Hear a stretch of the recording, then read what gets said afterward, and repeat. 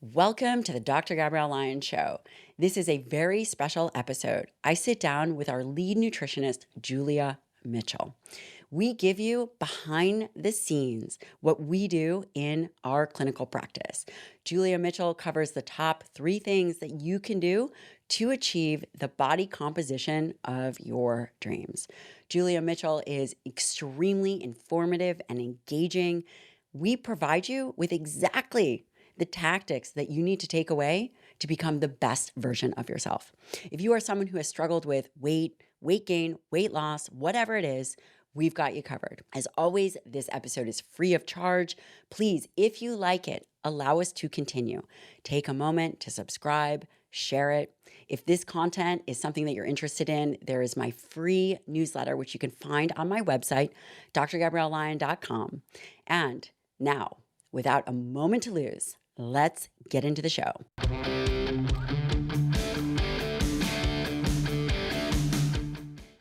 Julia Mitchell, welcome to the show. I feel like this is a talk show host, almost / game show moment, but it's not. And Julia, you are the lead nutritionist in the practice, a very special human. I want to let the listener know about how I met you. Oh, you want me to tell that story? You know what? You tell the story. Even better. Okay. So, first of all, thank you so much for having me. I'm really grateful to be here. I guess I will start by saying I was very inspired by you and still are to this day. Oh, thanks. And one day I was thinking about what I really wanted to do with my life, and I knew I was passionate about nutrition. I knew I was passionate about helping people reach their full potential and really get over a lot of the obstacles they face as it relates to their health. And when I thought about that, I always thought about you and the content you were putting out and what I was seeing on your socials at the time. This was a couple years ago. And I thought to myself, man, I really want to work for Dr. Gabrielle Lyon. I want to contribute to her mission. I want to be part of everything that she is doing. So I sent you an email and said, hey, I'm a mom of 2. I live in the middle of nowhere in Canada. I love what you're doing and I want to be a part of it. And you actually responded, which blew my mind, and asked for a little video resume. And then I said, forget this whole video thing. Why don't I fly to New York to meet you? And so I bought a ticket on my own dime and I flew to New York and kind of forced you to have a meeting with me. And it was awesome. This is now, is it 2 years later? Coming up on 2 years. You know, I'm actually the lucky one. And people always ask me, how do you find these amazing people? How do you find these amazing people that help contribute to the mission? Because I'm one person. I cannot do this alone. And here's what I tell them. They find you. Mm-hmm. And we find you. And they so grateful. Elbow their way into your life without you having a choice. And I'm so happy. And I'm so happy not only because you showed up in my life, but the way that you've showed up in the practice. You are part of the clinical practice, and also the way that you show up and help us create amazing content. You're so organized and so thoughtful. I couldn't do it alone. Mm. One of the amazing parts about you, which there are many, is a little bit about your background. Mm-hmm. You not only were always or became very interested in health and nutrition. I'd love for you to share a little bit about that. Sure. But you also did and do bison ranching. Is that the right word? That's right. Yeah. So share a little bit about you and who you are and how you became so interested in this. Sure. I would say I've always been interested in nutrition, health, fitness, this space for, a couple of decades now. Since I was in my late teens, early 20s, it's been something I've been interested in. Finally, when I was in my early 30s, I realized, why don't you just make a career out of this instead of trying to fight it? So I was a little late to the game after I had my kids. And how old are your kids now? They're 3 and 4, 2 boys. And they're crazy. But, a while ago, I was really passionate about, first it started, exploring the idea of nutrition, food quality, how food is grown, where it comes from. I was really curious about all of those kind of aspects of nutrition. And I really got deep into, I don't know if you know what this is, but permaculture. I don't know if you've heard about it. Mm-mm. It's a form of agriculture that is sort of, it's like I can't really describe it, but it's sort of like a way of thinking in systems about how to raise food and how to design your life so that you can be almost self-sufficient. And I became really fascinated by it. And it's sort of hippie, and a little impractical at times, but very interesting, and about sort of growing your own food and understanding the complexities around how food is produced. And that led me to opening a little, or purchasing and then sort of morphing this little grocery store in my neighborhood. So I started sort of being the purveyor of food that was grown in my local area that was, local farms, people who really cared about their land, people who really cared about their animals, and raising food in a way and with a quality that really aligned with like what food I would want to eat. And when you say your town, is it 3,500 people? The small town we live in now, shout out to Pincher Creek, is 3,500 about. But my grocery store was in a larger city, about 100,000. So Must make you really think about the foods that we're eating now and how we get it, because I think people don't recognize how difficult it is to source good food. yes. It really is not the norm, and we're really removed from our food. Did you learn anything that shocked you and surprised you as you were thinking about this? The thing I learned, I think the thing that sticks out to me is just how difficult it is to be a food producer. So think about your average farmer or rancher or someone growing food for all of us to eat. We really take those people for granted. They work so hard. They beat their bodies up. They work, 16-hour days in the elements, outside, very committed to providing food that we all eat, and they go really unrecognized. And that life it's very noble, it's extremely admirable, but it's very overlooked. And then you transitioned out of the grocery store. And we raise grass-fed bison. So I met my husband. We met at my store because he was a bison rancher, and I bought bison meat from him to sell in my store. And so that's how we met. And so we've taken sort of the mission that he started and grown a little meat business for ourselves. And so we raise grass-fed bison in the foothills of the Rocky Mountains in Canada, where I practice nutrition and work with you. And he does a few other things in agriculture too, but then we have our little bison operation. And our passion and what brought us together as a couple even is really just around the idea of producing the most nutrient-dense, highest quality food there is, which in my opinion is grass-fed bison meat, and in a way that supports land health and is very conscious of animal welfare and land stewardship and soil health, almost like leaving the land better than when we started, than how we found it. And again, that is very noble and amazing. Do you think that, grass-fed, grass-finished is probably not available for many people? No. Yeah. And is that because the amount of effort that it goes to be able to produce these bison or even cattle? Because I believe that they live longer when they are, would it be considered free range? How does that how does that work? So an animal that's grass-fed, grass-finished would take longer to be finished than, say, a feedlot cow. So you're right about that. So it does take longer. I think the conventional system is very highly subsidized. And so it's... And does that mean they just get more money? Government what does that mean? subsidies, and the government encourages the continuity of the conventional system, produces really high volumes of food, which is really important. But at the sacrifice of, I think, the land health that over time is slowly degrading to the point where we won't be able to get much out of it.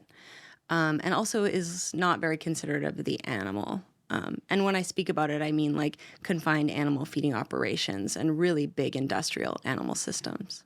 And it's tough, right? Because we have a nation and a world to feed. It just becomes it's challenging It is. because of the amount of humans. And then we think about how do we design a diet that supports not just sustainability, but also supports our health. And yeah, I agree. And unfortunately, it is a bit of a two-tiered, not a two-tiered type system, but there are some people that if they choose to and they can, are going to be able to access higher quality food. And some people just can't. And that's a systemic problem that I don't really have an answer to. But I know there are a lot of people who are thinking and working on this issue. But it's a complex topic that doesn't have a clear-cut answer. And I'm really glad you said that because it doesn't. And, we always want, okay, well, what's the answer? How do we do it? How do we execute on this thing? And sustainable food is a challenging, especially high quality protein sources. And listen, that and fruits and vegetables. We are flying everything all over the place. There are real challenges. How did you ultimately end up getting interested in treating people, seeing people for nutrition? I think that's a really good question. I was a fitness instructor for a long time. Les Mills. I was a Les Mills body attack, body pump fitness instructor. And shout out to your sister. Yeah, me and my sister did that together for like a decade. Hey, sister, I heard you're my size, 5'1". Yep. Get after it. Her name's Allie. Hey, Allie. She's the best. And so I was in a situation where I was like coaching and being in that world and working obviously mostly with women, but recognizing that I just loved the community around health and fitness. And obviously a big component of it was nutrition. So my experience doing that combined with this food piece and my grocery store, I sort of just realized like, I need to be living what I basically talk and think about all day. So, and it makes life easier when you don't have to do something else. You can find your passion, execute on your passion. People will say, oh, I have to work or go to work. Well, if you choose a career that allows you to expand your working knowledge base in a meaningful way to do something you love to help change people's lives, then we're all winning. Right. Doesn't feel like work. It doesn't feel like work. Well, maybe working with me does, but no, I'm just kidding. Not really. But only when you make me do push-ups. I know. Push-ups, cold plunge. Gosh, I mean, it's a grind. It was so fun. Thank you to Thesis for sponsoring this episode of the show. I've been working with Thesis for a handful of years now. Why do I love Thesis? Thesis is the first and only customized nootropic company. What does that mean? Nootropics are substances, nutrients found in nature and the human body that enhance cognition, the way that you think, your memory, how sharp you are. These are critical functionings that we all need. And who doesn't want an edge? I have used Thesis personally when I did my first TED Talk, when I was writing my first book. Thesis has been a game changer for me. Their products are evidence-based, science-oriented. And by the way, these formulations are better than any formulations I have ever seen. I went to takethesis.com. You should go there too. Don't wait. Takethesis.com. You'll take their quiz, you'll enter in all your information, and you will get a customized nootropic box to trial different formulas. I have listed a handful of my favorite, from Logic, Clarity to Energy. These are products that I use routinely, helped me really, really function to my full capacity. You can try yours. Go to takethesis.com, enter Dr. Lyon. You'll get 20% off your first box. That's takethesis.com and use the code Dr. Lyon. You see a lot of the patients in our practice. Yeah. I'm curious as to some of the big picture items, concepts, challenges that come up that you see routinely that seems to span whether male, female, doesn't matter. I think the biggest challenge people have is this internal belief that the control they have over their health is external to them. So it's about other people telling them what they need to do, the advice coming from somewhere outside of them, when a lot of the answers are actually within them and they inherently have a really deep understanding of what they should be doing. They're just not allowing themselves to hear their own bodies or their own deep kind of desires. They almost like shove it down for the sake of a message they saw on Instagram that then dominates them. Mm.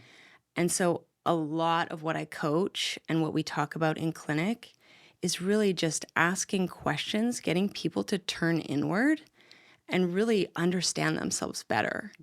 I think the clients that I have who have a really deep internal understanding, self-reflective, the ability to recognize, admit, and then address their weaknesses, their shortcomings, the things that make them vulnerable, those are the people that see the most success. That makes a lot of sense because, I always talk about this, human beings are predictable. Mm-hmm. And we are always surprised by our own human nature over and over again. And if we miss that part, it can really set us up for failure. Mm-hmm. For example, an individual who is trying to lose weight. We do a lot of body recomposition. We do a lot of weight loss. And of course, muscle building, all of the things, longevity, gut health. But one of the things that happens is people will say Friday night rolls around and they decide that they're going to have beer and pizza. Mm-hmm.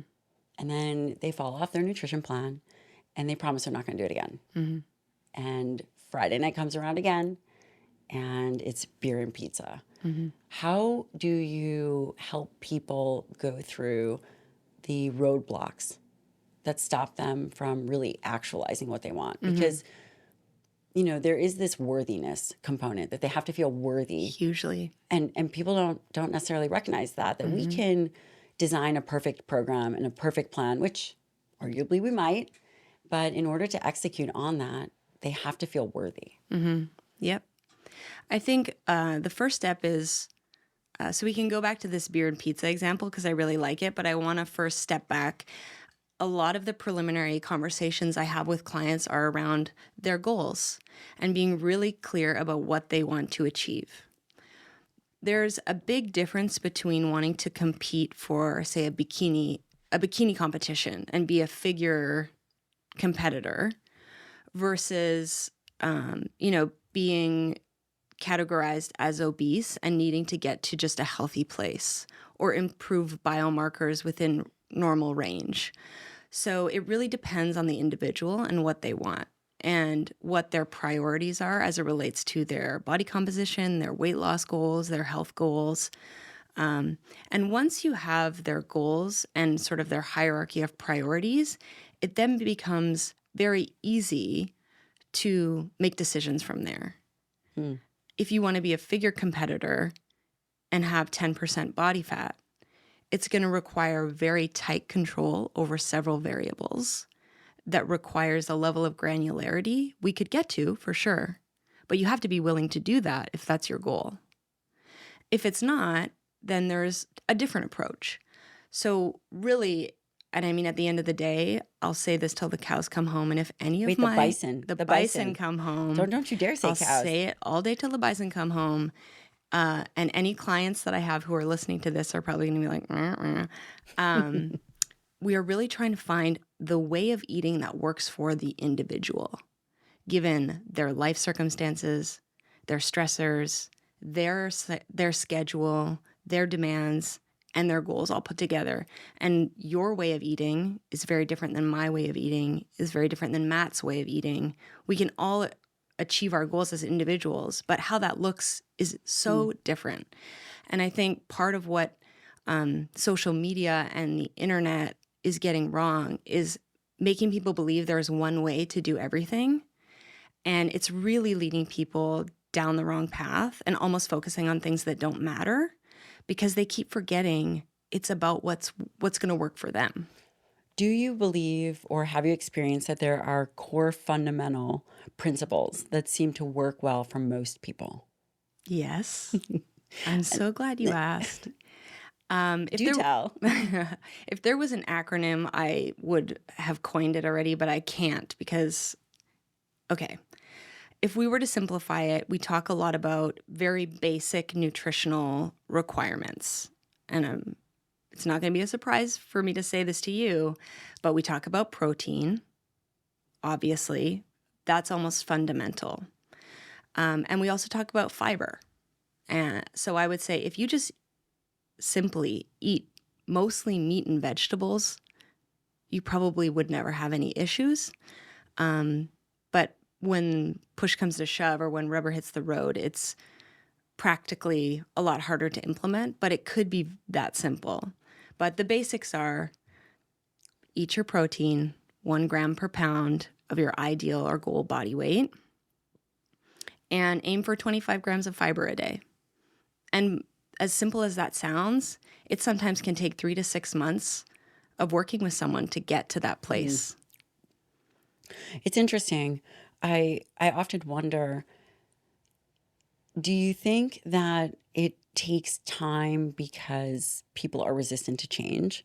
Do you think it takes time because there's food addiction, or again, because the internet, they're seeing the next hot thing come around? And, I remember, I don't know if you've seen this, but there's this glass skin situation. Have you heard about glass skin? No. Well, then you're clearly not spending your time on TikTok. There was this glass skin where you just see these girls using these products in this way, and it's like the thing. But and by the way, I tried it. Clearly, I don't have glass skin. It didn't work. And then you look over somewhere else, and then you see another thing, and they're doing needling, and there's another way in which you can achieve your perfect skin. But the thing is that you jump from thing to thing. And when you jump from thing to thing, you never allow for something to work. You spend 4 weeks doing this thing and then 4 weeks doing this other thing, because it's easy to become distractible as humans, right? We become very distractible by the next shiny object. When you sit down with a client and you say, okay, the first goal is we're going to eat 1 gram per pound ideal body weight. Okay, it could be 0.7 grams to 1 gram, either way. How do you help them determine, and what are some sources of protein that you use for those individuals? Really easy things.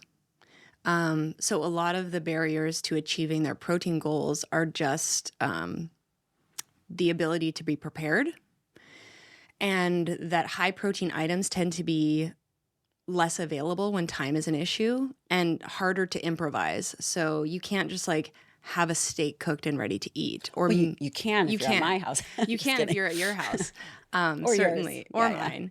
mine. But you can't if you just thought of it and you have a freezer full of meat that then you need to thaw it and cook it and the whole process. So a lot of it is encouraging people to get organized and understanding why organization can't happen for them.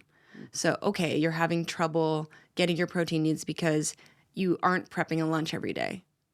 And a lot of it is just asking why and stepping back and then saying, okay, why? Okay, why? Okay, why? So you can't get a lunch prep for today. Why? Okay, because you didn't take meat out yesterday. Okay, why? Okay, because I forgot to plan out my menu for the week. Okay, why? And then identifying where are you literally falling off? What strategy do you need to put in place in this particular spot to make it so easy for you to take out that meat that you can't possibly not do it? Because if it's not easy, you won't be able to integrate it. If it's a new habit that's hard from the get-go, it's never going to stick. So it's all about finding the easiest way possible to make something happen. And this is a lot of what I coach people about. It's like, all right, so we've gone another week without you being able to really, truly prep food. All right, what needs to happen? Where are you falling off? Do we need to get your husband involved and get him to be responsible for taking out the meat? Do we need to assign your 16-year-old daughter to be the person who's on meat duty? Like, we literally brainstorm these kinds of ideas because it's in the action where the real implementation takes place. If those habits if you're not able to do the things that require you to build the habit, you won't actually be able to develop it. Yeah, that makes a lot of sense. When you're counseling an individual on their protein sources, you'll say, okay, we're going to prep for the week. Do you have them choose, day one, do they cook bison and then fish and chicken? What are some of the easy sources? And then I'm thinking, okay, well, how can we make it really easy for people? And when I traveled, okay, I actually brought a hot plate with me. I don't do this anymore. My husband was teasing me about this. And or I will stop by a grocery when I land, and you can literally buy hard-boiled eggs Yes. that are already in a package, or you can get Greek non-fat yogurt.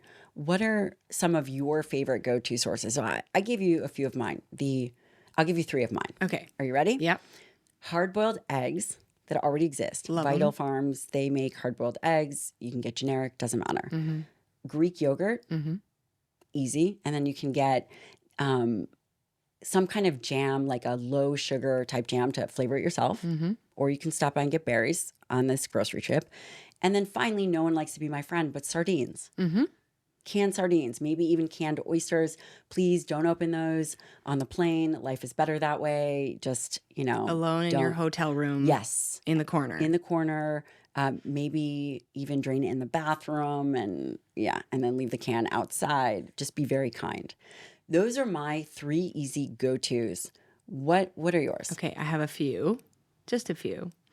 Rotisserie chickens. I forgot about that one. Very fast. They're always in the front of the deli. Okay, they're not my favorite quality of chicken because they're made to be, really quick. But you get an entire chicken for $10? And it's basically the first thing you see when you walk in the grocery store. So rotisserie chicken is an awesome option.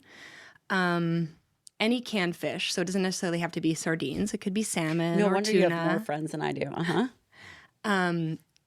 Yogurt is a good one. A hack for that is I will encourage people to add protein to their yogurt, protein powder.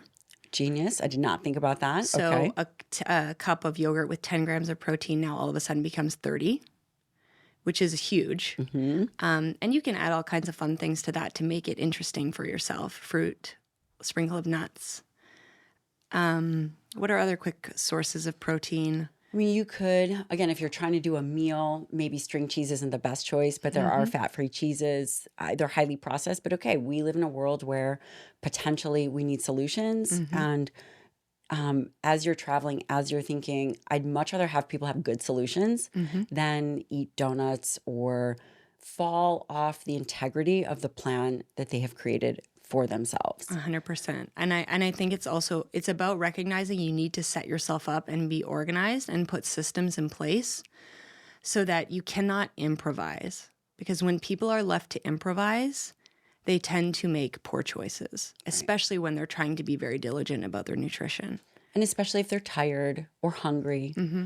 Those are all really, really good choices. Also, people don't like deli meat or oven roasted type stuff, but you know what? I'm fine with it. I'm fine with it in a pinch. For low prep, immediate protein sources, we have rotisserie chicken. Yep. We have any kind of canned fish, any kind of low fat yogurt, hard boiled eggs. There's also something called Egg Life. Have you ever had those? Yep, those wraps. My friend, shout out to Jen Gottlieb. We travel together. She brings that and her can of chicken, also canned chicken. Yep. Packaged chicken. The other thing that I do is I get this on Amazon. You can order Paleo Valley, those beef sticks. You can have more than one.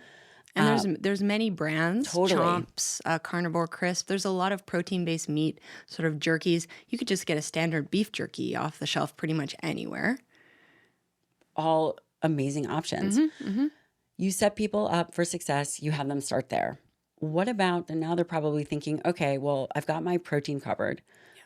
They're on the run. What kind of vegetable, how do you then begin to construct something? Yeah, it really depends on the person. So for a busy individual, I like to rely on things like bag salads, pre-cut vegetables in the grocery store, because the preparation of the vegetables or the fiber source or whatever tends to be the obstacle. And so you have to just eliminate. The important part about the whole thing is when you're thinking about your week and how that's going to look, or even day to day, you have to identify what is the obstacle to you doing this. If it's that week over week you just can't make prep happen, you've got to find quicker options. So bag salads, pre-cut vegetables, there's in the produce section of any grocery store, you're going to be able to find some version of that, whether it's a tray of raw vegetables, a tray of raw fruit, that you can just take with you and keep in your mini fridge at your office or whatever it is.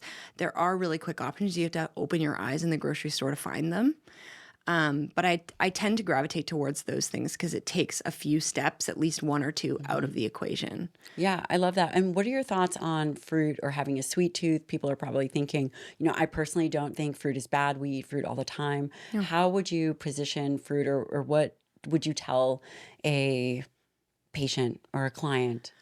So something that we haven't discussed yet is really like the whole idea of macros and tracking and understanding your macronutrient needs. Yes, please. So for me, fruit fits as long as it fits the macros. And typically the way we do it in clinic, or the way that I practice, and I'm sure every nutritionist will practice slightly differently, but for me, I really it's when you're going about... Let me say this. Let me think about this for a sec. When you're going about a weight loss kind of endeavor, trying to think about too many things tends to be really overwhelming. Do you think it's because it's stressful for people? It's stressful. It's full of emotion for a lot of individuals. It's implementing many new habits sometimes, not just one, but several. It's almost a shifting of identity, which actually we can talk a little bit more after. So I try to take a lot of variables that are just noisy out of the conversation. For that reason, in clinic, we really only talk about two things. We talk about total calories and we talk about protein. How important are total calories? Very. What you're saying is that calories in, calories out matter to some degree. You can't walk around a room without turning the lights on, or you're going to hit your knees on every single table and fall over and smash your face. Terrible idea. You need to understand your current macronutrient intake. If you're not in a weight loss phase, you need to turn the lights on to see where you are. People are very resistant to that. They are. People are so resistant to tracking calories. Friends out there, the whole goal of this podcast is so that you can see the inner workings. Well, number one, to meet Julia because she's amazing. Hey. And hey, girl. And number two, to actually be exposed to how we do things in clinic and how we think about it and make it easy for people, because our patients are very successful at what their health endeavor is. I mean, this is what we do, and they really are able to move the needle. We believe in tracking calories. How do you have people understand initially to start? How should they track calories to just make it simple for them? So typically, for the first couple weeks of working with us, you will track your calories for the whole time, 2 weeks. In an app, or are they just writing it down? An app. Chronometer is the one we use because it's a little bit more robust. It gives us also your more indicators of your diet quality. So I like that app because it includes vitamins, minerals, omega-3 to 6 intake. It's just a bit more robust from a reporting standpoint than some of the other tracking apps out there.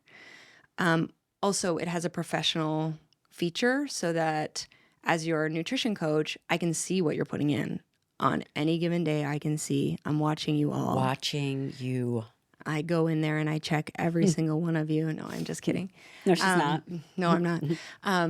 So that we can collaborate a little bit. So in session, I can bring up your profile. We can look at your nutrition report. We can check your averages for, say, a given week or 2 weeks. And it can really be like a collaborative thing, where some of the other apps don't allow for that type of thing. So that's why we use that app. But we typically will get an individual to track for 2 weeks. Part of it is to increase mindfulness around what you're eating, because when you're tracking, you're inevitably going to be more mindful, and actually you're inevitably going to make improvements to your diet just because you know you have to be tracking. So partly it's setting the stage for a little bit of behavior change, but also it's because we need to understand if you haven't lost weight over that period of time and you haven't gained weight over that period of time, then that's about your maintenance calories. It's about where we start. if someone wants to lose weight, which is pretty much everybody we see to some degree, everybody wants to look a little bit better, feel better in their clothes. Some people have clinical reasons why they need to lose weight. So we tend to deal with that for the most part. So then we start with maintenance calories and we work from there. And a deficit can be 25%, a deficit can be 10%, a deficit could be 5%, or a surplus could be 3%. It just depends on the individual. Going back to what are your goals? What are your priorities? What do you want to achieve? Do you have a timeline associated with these goals?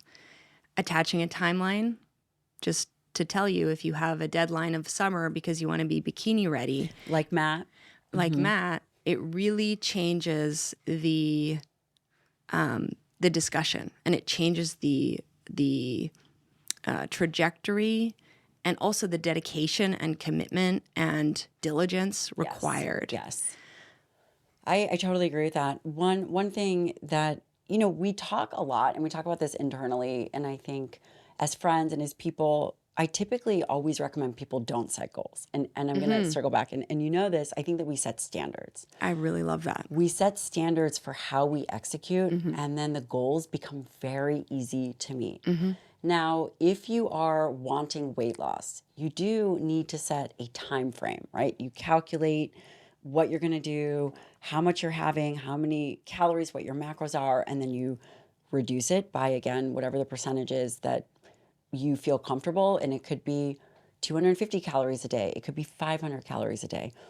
For the ultimate outcome, right? We call it a goal, but if we continue to elevate the standards, that you get off a plane, you go to the grocery, you get a rotisserie chicken, you know what your macros are and you've planned for it, then the goals that you meet, it's going to be inevitable.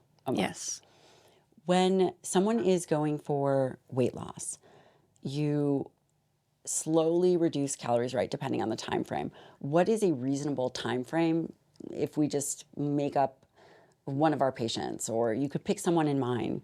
How do you schedule or think about the calorie reduction and when you should pivot, say someone reaches a plateau or something like that? And this is going to sound funny, but the whole point is really to try to be able to eat as much as possible while still seeing progress. So I really try to operate from that perspective. We don't come in guns a-blazing with a huge deficit and make people, feel ravenous day to day just for the sake of, like you're saying, some goal of getting to a certain point by a certain time.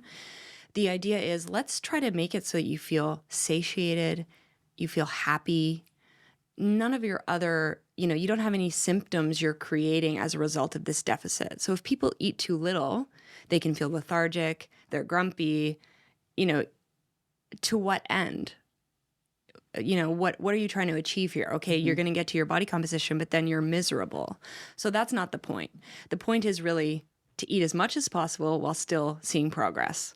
So what I tend to do is start with a very modest deficit. And I like to use percentages because an absolute number like 250 calories or 500 calories might work for one person who's 500 calories might work for someone who's very large that needs to lose a pound a week very quickly. But for someone who needs to lose 10 pounds in a very high quality way, make it stay away without weight regain and feel really good doing it, it might only be a deficit of 150.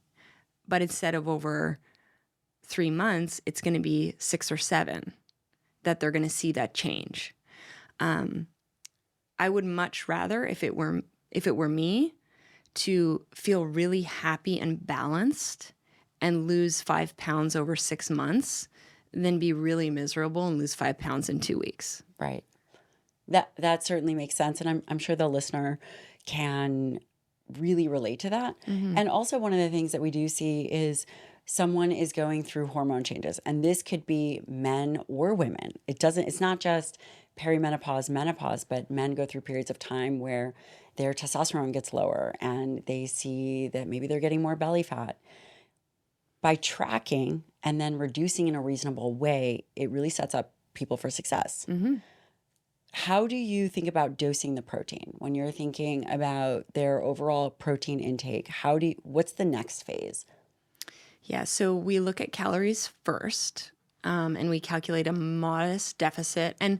And I will say, if you're working with a nutritionist and they're not approaching this in a very collaborative way, asking you how quickly, what is your opinion on this? Do you agree with this plan?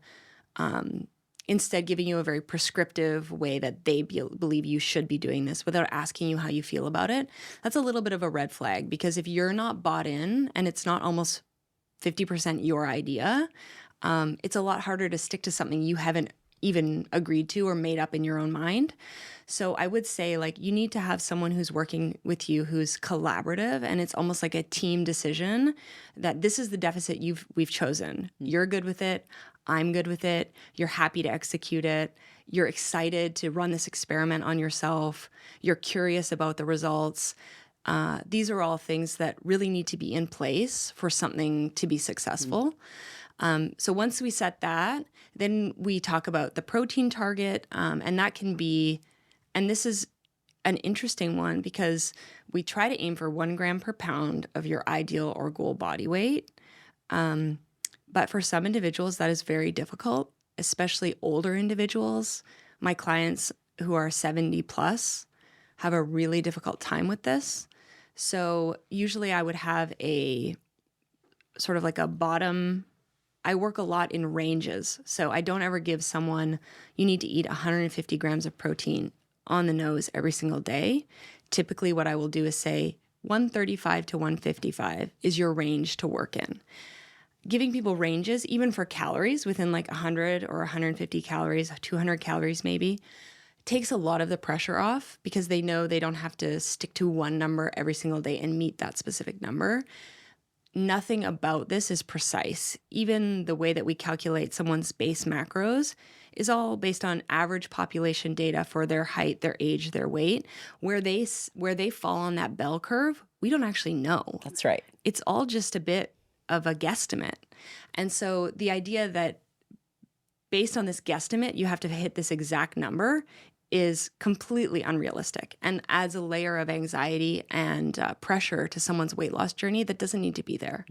It's like you need to be within, 20 grams, give or take. Right. It doesn't have to be perfect to be effective. Yes. And in fact, the people who succeed the most, they dig in on this process, they track their macros.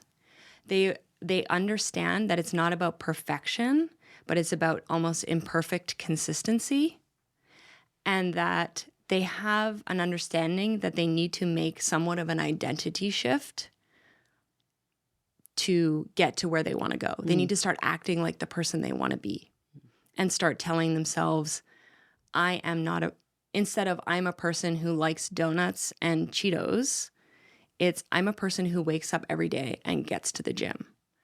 It's about the things they tell themselves and about the person they believe to be. I think those are the three really interesting patterns that I see for those who are really successful versus those that aren't. And what are the three top patterns that you see? The people who dig in on their macros and actually track diligently and start really benefiting from the process. So tracking macros is one of the most meaningful, in my opinion, and I'm going to get a lot of slack for this, but it is one of the most meaningful exercises you could possibly do. Mm-hmm. It gives you such a fundamental understanding of what's what in terms of your food. You understand, okay, I put together this meal on my plate. Now I know that in order for me to get 30 grams of protein in this meal, I need 6 ounces of chicken. In order for me to get 25 grams of fiber today, I need 2.5 cups of broccoli to go along with that. I know nobody wants to eat chicken and broccoli. I just needed to say that as an example. But you tend to start understanding the patterns that are required to meet your goals. And if you do that for long enough, which is not forever. So I really want to put a big asterisk here, just because we're tracking our food for a little while. I don't track my macros anymore. Right, because you did it for so long that you don't need to now. And you really dug in on the process, and you have such an intuitive understanding of what food brings to your body that you don't need to track. And so when people really dig into the tracking process, they tend to get there.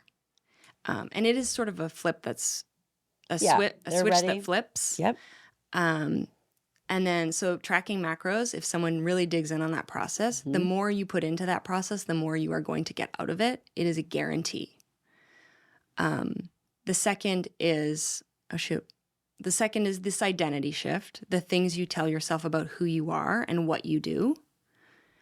If you are someone who says, I like to go out on the weekends and drink 12 beers, but I also want 15% body fat, those are not aligned. So you have to look at that and decide, are you a person who wants 15% body fat, or are you a person who wants to drink 12 beers on a Saturday? You have to really decide what's more important to you. And if the 15% body fat or being healthy or whatever that looks like is more important, then you need to start aligning more with the person that you want to be versus the bad habits and patterns that you fall into, or the people you hang out with, or whatever. Makes sense. Yeah. Whatever that looks like. And then what's the third pattern that you see? So far, for successful weight loss, number one, you have to dig in on the process of tracking macros. Number two, shift your identity to become the person you want to be, take the actions. And what's number three? The third one, I think, is probably just being really honest with yourself and not being so, I guess, tied up with a specific outcome, but more digging in on the process and learning more about yourself and being curious. Actually, being curious is a huge quality that I see is important to encourage. Because the more curious you are, the more you're just going to uncover about yourself. The more stones you unturn, the more, your kind of quirks, funny food habits, maybe even some,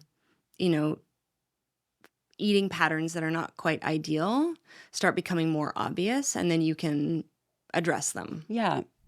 I have struggled with hair loss throughout my life. And if you are like the other 80 million Americans who are impacted by hair loss and are looking for a non-medication way to address this, I have a company whose product I love called Divi. Now, there are a number of reasons why you may be having hair loss, like shedding or thinning. Maybe it's due to stress, postpartum, menopause, diet, or you may have a scalp with lots of oil buildup. Regardless the cause, or if you are male or female who wants to regrow or maintain the hair you have, Divi improves the appearance of breakage, nourishes hair follicles, and removes product buildup. It has a number of compounds that are wonderful for your hair and your scalp. Copper tripeptide, caffeine, tea tree oil, which works to reduce and prevent excess buildup, and of course, amino acids, and finally, hyaluronic acid that is used to keep the hair and scalp hydrated. If you want to use a product that has science-backed ingredients, well, luckily, Divi has given my listeners a special offer. Go to diviofficial.com/Dr. Lyon or enter Dr. Lyon at checkout for 20% off your first order. That's use Divi, DIVI, official.com/Dr. Lyon for 20% off your first order.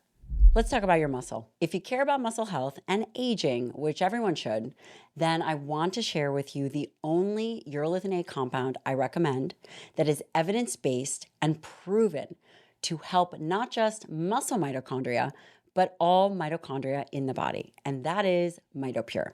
Old and dysfunctional mitochondria is one of the greatest measurable hallmarks of aging. There is now a compound that helps repair the health of our mitochondria, and MitoPure has made that available to everybody. If you care about strength, endurance, and overall energy, there are multiple randomized controlled trials supporting urolithin A. If you want to age well, then utilizing compounds such as MitoPure help our mitochondria produce energy more efficiently, replacing damaged mitochondria with fresh new ones. They have a beautiful product line with low sugar, gluten-free, whatever it is that you need or want. They've got you covered. You can try their various powders or soft gel, which is what I use. Timeline is offering our community 10% off your first order of MitoPure. Go to timelinenutrition.com/Dr. Lyon and use the code Dr. Lyon to get 10% off your order. That's timelinenutrition.com/Dr. Lyon. I recommend trying their starter pack so you can get a sense of what works for you. One of the most important responsibilities you have as a human is to get your blood work done in a regular cadence. You cannot outwork, outthink, or outmaneuver your own health. Health is the great equalizer to all dreams. Insight Tracker is the blood work company I use and recommend. No one loves getting their blood work done, but at least I can make it easy and affordable. By using my link, insidetracker.com/Dr. Lyon, you can get 10% off the Inside Tracker subscription and any plan. By using data from your blood, nobody else's, DNA, and fitness trackers like Apple Watch, Aura, Inside Tracker gives you personalized and science-backed recommendations on things you can take control of to optimize your health. You have to be able to see if what you are doing is working and where you need to improve. Whether you want to improve your hormones, brain, heart health, Inside Tracker reveals the exact areas of your health that needs improvement through comprehensive blood testing, DNA analysis, sleep, and fitness tracking data. And of course, currently your daily habits. I love you guys and deeply believe that you are responsible for your own health. So if no one is coming to save you, you have to save yourself. And save 10% off the Inside Tracker subscription and any plan. Go to insidetracker.com/Dr. Lyon. That's insidetracker.com/Dr. Lyon for 10% off Inside Tracker subscription and any plan. I hear a lot of is people will say, well, I don't know why I'm not losing weight, right? And I'm sure that you hear this too. But when they become honest with their habits and they expose their habits, the truth is maybe you had 3 cups of rice, even though you said you had 1. And actually, those other 2 cups while you were standing at the kitchen table, eating while you were measuring your food, that counts. Yeah.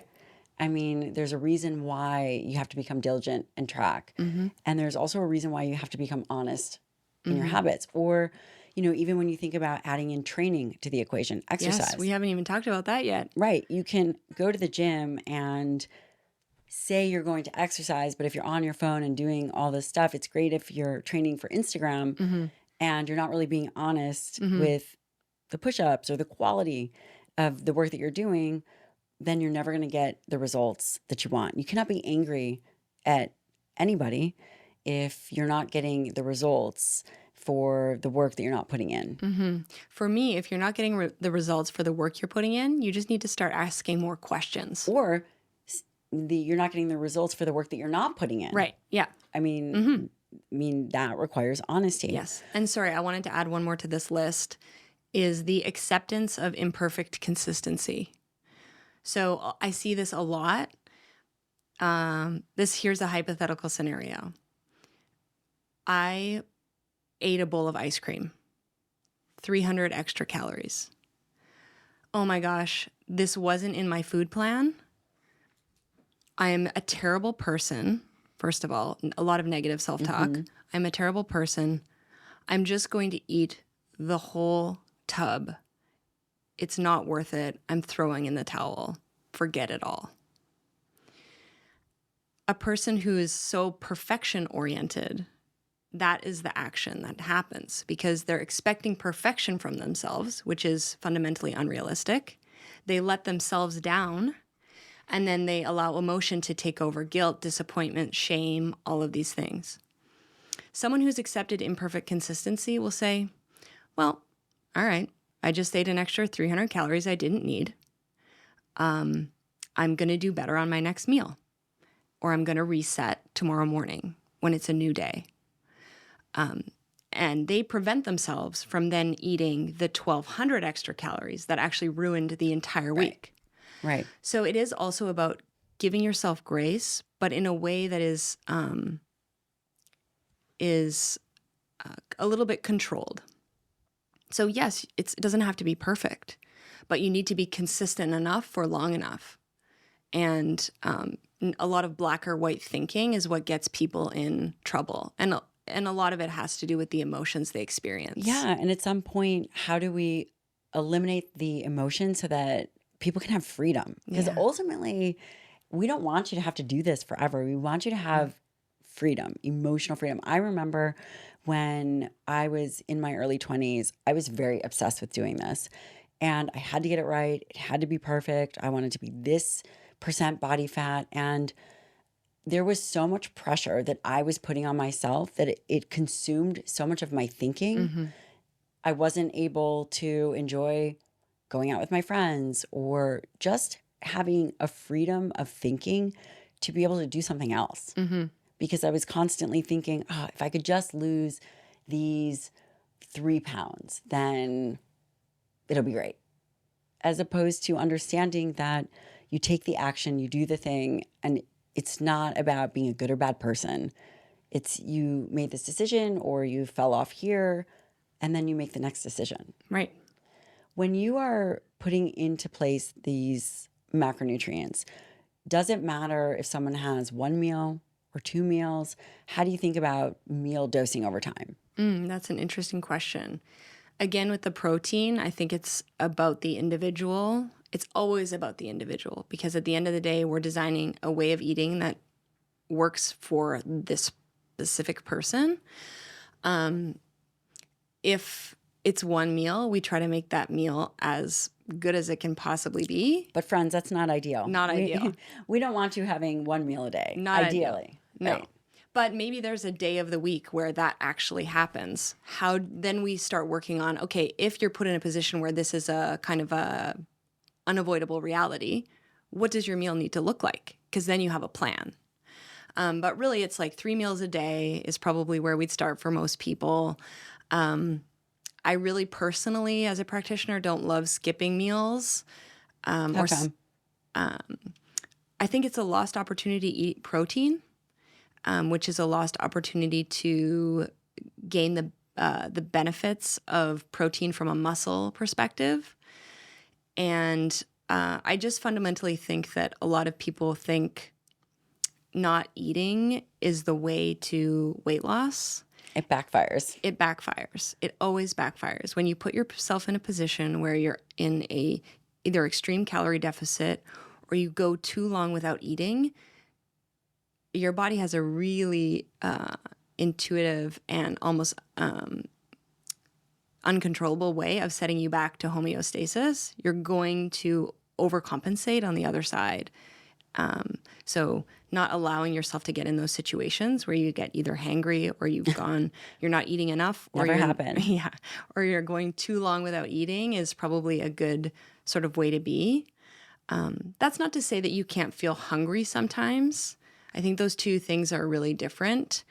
I don't think, I think a lot about like what our ancestors have done. What have hunter-gatherers done?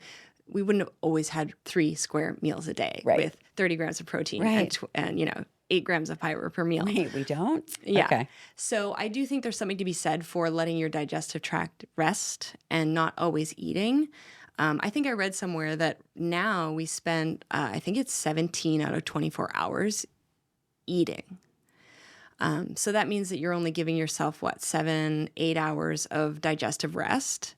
I think there's something to be said for shortening that window, maybe 12 plus hours where you're not eating, especially a little bit before you go to bed, is probably a good habit to get in, just allowing some time where your body's not allocating resources to digestion so much. And it makes sense, right? Circadian entrainment. Yes. People talk a lot about light, and we've talked about light on this podcast for setting these biological rhythms. One of the big setters is food. Food and exercise. Yes. Both can influence circadian clock or muscle clock. How important is consistent meal times? That's a really good question. I think it does help people because once you get into a structure, it's a lot easier to adhere to. It's sort of like a circadian rhythm in a lot of ways. So if you go to bed at 8 o'clock one night, 12 o'clock the next night, 7 o'clock the next night, your growth hormone production, like the coordination of all of your cells in terms of its cyclical rhythm, it's unpredictable. So nothing is going to be optimal because it doesn't know whether you're going to go to bed at 8 or midnight or what. And so I feel like the same is for food because it entrains your circadian rhythm. Getting into a little bit of a schedule, I think, is probably a good thing overall. And also from an execution standpoint, it makes things a lot easier when you know you're eating at the same times every day and that your meals need to look more or less the same every day. You can mix it up in so many ways within that framework, but I do think from a practical aspect, it makes things a lot easier. I agree. The less chaos, the better. Yeah, that's so good. That's so good. I'm going to steal that. Go right ahead. The less chaos, the better. The less chaos, the better. How do you think about dosing carbohydrates? And what kind of carbohydrates are you comfortable with? Okay, this is a good one. So back to the macros, we talk about total calories, and then we talk about protein. And then between carbohydrates and fats, we don't really, you know how I said I try to keep it simple and only get people to think about the things that really matter? The big picture. The big picture. If calories are in check and you're not in a state of overfeeding or excess calories, the mix of carbohydrates and fats, it doesn't really matter too much. It's like really negligible in terms of its impact on your overall trajectory for weight loss especially, but just in general. I think it comes down to food preference. Do you love eggs? Do you love avocado? Do you love snacking on nuts here and there? Or do you like oatmeal and, crackers alongside your sardines or whatever it might be? So I think it is a lot about food choices.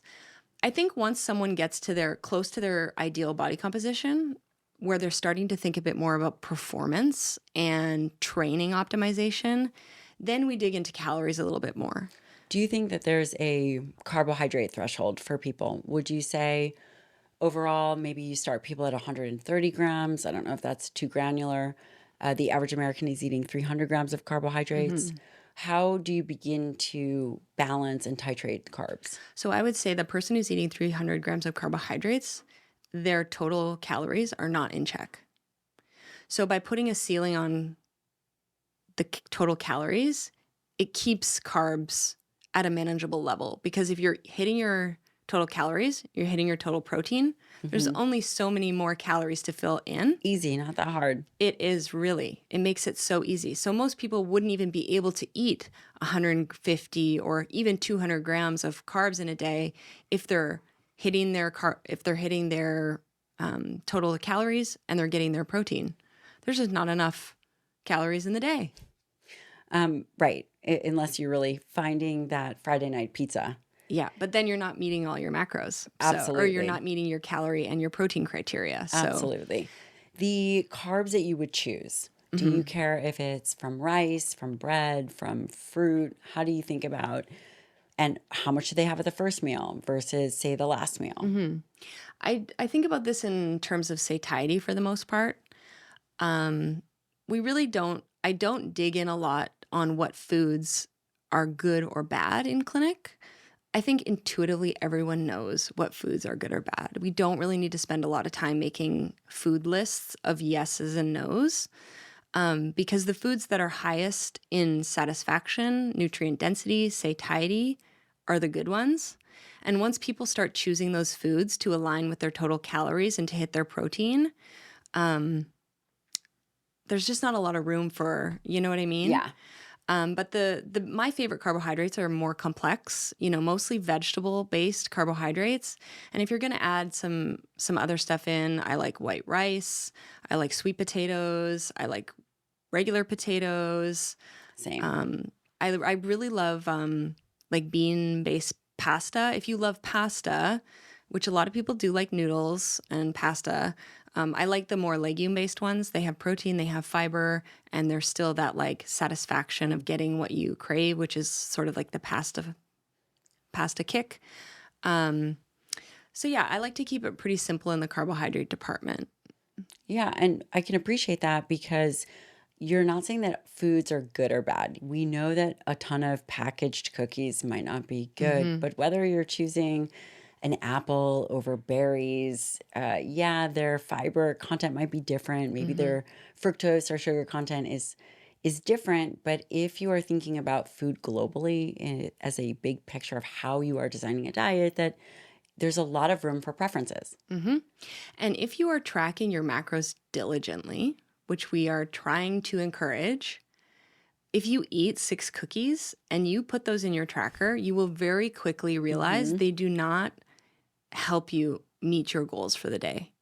And that's where this level of understanding and education from tracking really becomes apparent. And it's only when you start doing this will you fully understand the meaning of what I'm saying. Because for people who've never tracked, they maybe you can't conceptualize this, but when you have a snack of 6 cookies and it puts your calories up by 600, but doesn't contribute to your protein target at all, and only adds like more calories from fat, and then you can't actually for the rest of the day make it work, you realize how skewing that kind of behavior is, and also how kind of not great you feel after you have those 6 cookies because you're Totally. still hungry 5 minutes later. 3 minutes later, when say someone eats their cookies, they go overboard, and now they have no more calories for the rest of the day. How do you tell people to Mm, manage that? Do you say, yeah. okay, well, you've already exceeded your calories by 600. I still want you to have your last meal. Or do they have to change for the rest of the week? What's No. the, okay, how do they Yeah. rebalance that? Yeah. And this is sort of goes back to the whole idea of like guilt, shame, perfection. What do we do about this scenario? To me, I would say it's in the past. It's 400, 500 calories you did not necessarily need, but your next meal is your next choice. And so, what I would say is you're going to be over for that day. It's inevitable, but make your next meal hit all the boxes. Get your 30 grams of protein, try and get a good dose of fiber, meat, vegetables mostly. Um, we, for some clients, I like to use the 2 strike rule. So, no 2 strikes in a row. So, if you have 5 cookies, don't let that be sort of your gateway drug to then having ice cream that night. Right. Because 2 strikes in a row is then a pattern. A pattern leads to habits. A habit leads to, that slippery slope back into what people are trying to get away from. And so I say no 2 strikes in a row. So if you know that in the back of your mind, you're like, all right, I just had 5 cookies. Julia's told me no 2 strikes in a row. Okay, I've had my strike. My next meal is my next opportunity to just get back on track, put my train back on the tracks, and keep going like I know I should. And then that 5 cookies becomes something you look in your rearview mirror and you see going way by you and you forget about it. And that's good advice. It's have a short-term memory for the things that don't necessarily go well or are in accordance with your Mm-hmm. plan, Mm-hmm. but to continue to shoot another arrow at Yes. yourself is just, I mean, Yeah, it's about imperfect consistency. that's right. My husband calls it the flat tire syndrome. Basically, if you get a flat tire in the beginning of the day and then all of a sudden everything else is terrible, Right. right? It just ruins your whole day as Mm-hmm. opposed Mm-hmm. to, okay, you got a flat tire, you fix the flat tire and you move on. You move on. Yeah. Where does fat fit in? Are you adding extra fat? What kind of fats are you choosing? How do people think about fats? I'm looking at their omega-3 to 6 ratio. And we want that to be, 4 to 1, 3 to 1 is really good. Anything higher than that is probably requires, an omega supplement. Most people need an omega supplement anyways. But I'm definitely looking at that in terms of fat quality that they're getting. But ultimately, I don't get too tied up in the details. If someone's diet is very high in saturated fat, it may not be a problem, but it really depends on the individual. So I have some clients who have genetic SNPs or pre-existing conditions that may warrant us watching that and keeping it, 10, 15% of their total calories. But that would be a unique scenario. But beyond that, I just look for fats that come from really healthy sources like olive oil, nuts, grass-fed butter can be really good, yogurt. But, one thing about fat is it is over double the calories of carbs and protein. So people become hyper aware when they start tracking how impactful a high fat diet can be when you're really trying to move toward weight loss or even manage your calories in any way. Those tend to be the big impact foods like avocado and nuts. If you're having 2 avocados a day, that's a lot of fat. An avocado is not a bad food at all. Like and it's high in fiber. It's high in fiber. It's got so many micronutrients. It's actually a very incredible food, but it does pack a lot of fat calories. And so if your goal is to, again, be a bikini model and have 10% body fat, avocados may not fit into your framework for a time because it's not going to allow you to manage calories in a way that's going to get you to that particular goal. Yeah, that does make a lot of sense. We've covered macronutrients, we've covered changing identities. We recognize that if you've taken nothing away from this conversation so far, you have to track your macros. Yeah. You have to track your macros. You have to dig into the process. You have to have an identity shift to become the person you want to be. You have to be honest. And you have to have a short-term memory for behaviors that don't suit you. We know about the protein. We know about the carbohydrates. We know about fat. Where does exercise fall in this equation? Yeah. So I would say and maybe I can ask you to echo this for me, but there's only really 2 ways to stimulate muscle. Maybe 3 if you count growth hormone at night within like the first couple sleep cycles. But there's only 2 ways. And it is dietary protein intake and resistance training. So to me, if you're not resistance training, you're leaving a huge opportunity on the table. It doesn't actually matter if you're trying to lose weight or not. It's good to do in and of itself. Same with eating healthy, by the way. All of this we're talking about in the context of weight loss, but don't forget everything is good to do in and of itself, eating healthy and exercising. But training is a big piece of it. Yeah. Huge. And there's a handful of patients that I'm thinking of. A lot of our patients are very fit or becoming very fit. And we have one woman, I think she's in her 60s. She trains with Carlos and she is amazing. And she's more mature. And what we do for her, I know you know who I'm talking about, is we have her meals and we use a shake. We use certain things to help keep up her protein. She trains very intensely and she's lost. And again, she's in her 60s. She's strong, probably stronger than me. And you, maybe me and you combined. She's lost 6 to 10 pounds of body fat. Just from training. From training and adjusting her macronutrients. Simple. Yeah. We're not talking about hormone replacement. We're talking about any of this external stuff other than diet and lifestyle. What is when you think about exercise with your clients, what are some of the biggest needle movers in terms of exercise, cadence, effort? I think intensity. I don't really know if people understand. And again, it's all the context and your goals that you want to achieve. But for most people, they really want to look fit. They really want to feel fit. But there's a little bit of a disconnect between that and what's required to get there. Meaning, what do you mean? It's much more difficult? How hard that process is and how hard you need to work and how seriously you need to take your training. I often say okay, do you have someone in mind that you would like to look like? And they'll say, of course, everyone says yeah, for sure. Dr. Gabrielle Lyon. I paid her to say that. No, seriously, friends. No, and then I say, okay, whoever that person is for you, everyone has someone they try to aspire to be like or they want to look like. You need to find out what that person is doing and do the same. Because there's no way you can look like the person you want to look like without acting the way that they act and doing the behaviors that they do.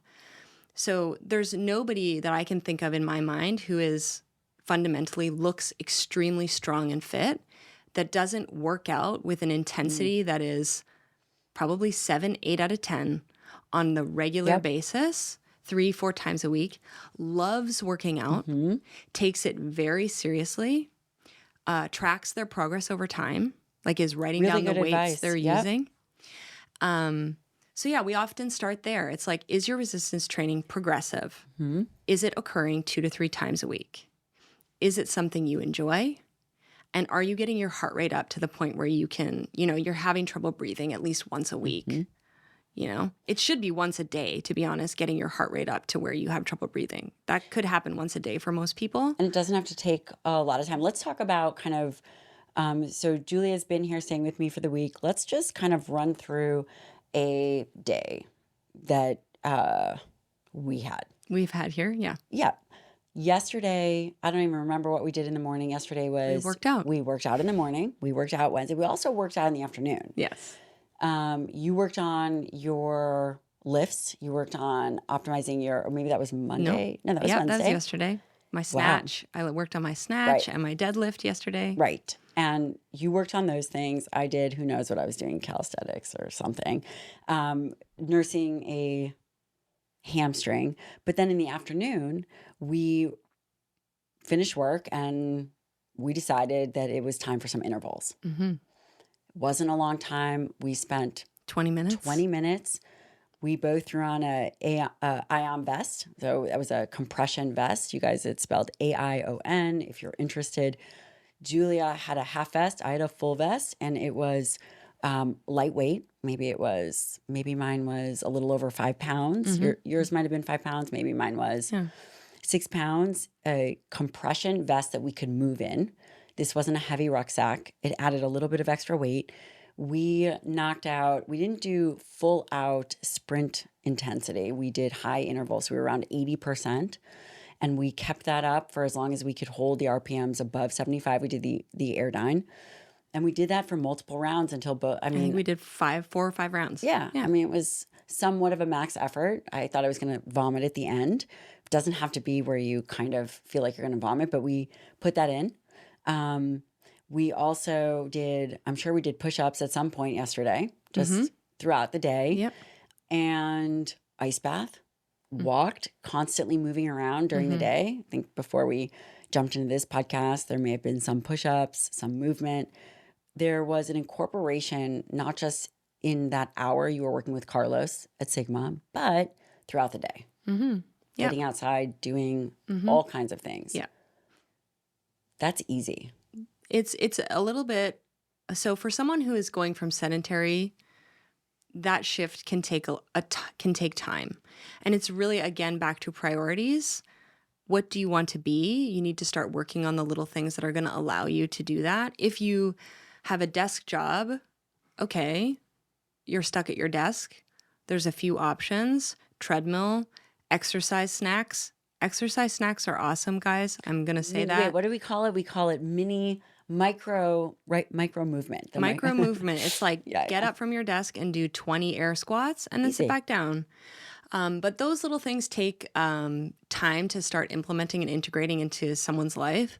But just being more mindful about moving more is awesome. I often use the analogy of a sponge for people. So how often are you squeezing out your sponge? And I think about muscle like this in a lot of ways. I think you've used the analogy of a suitcase, but I use the analogy of a sponge where you have to squeeze it out and let it refill a lot. The more you squeeze it out and let it refill, the more efficient it becomes at doing that.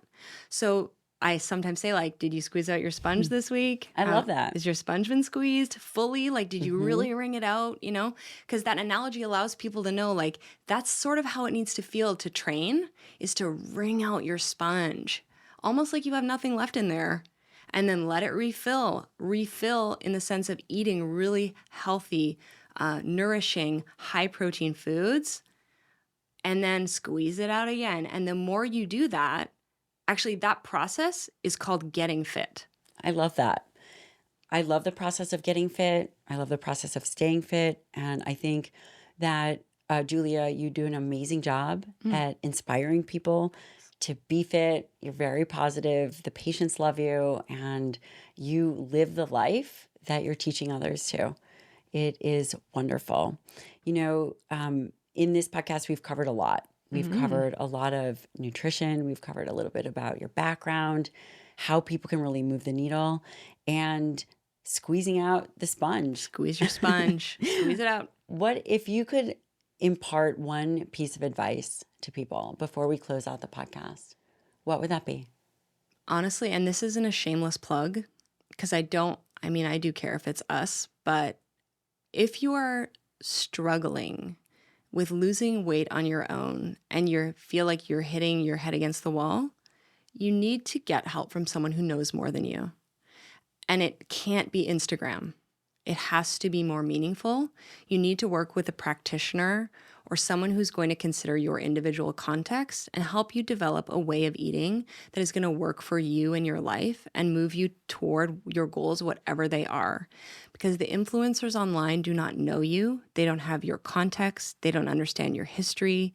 They don't know your medical concerns. They know nothing about you.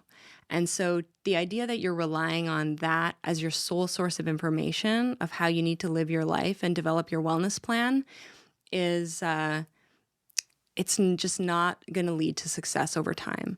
So I would say find a practitioner that you can develop a relationship with, and that really can start to get to know you and that you can leverage to then move you forward. It's wonderful advice. And Julia, you are an amazing resource for people.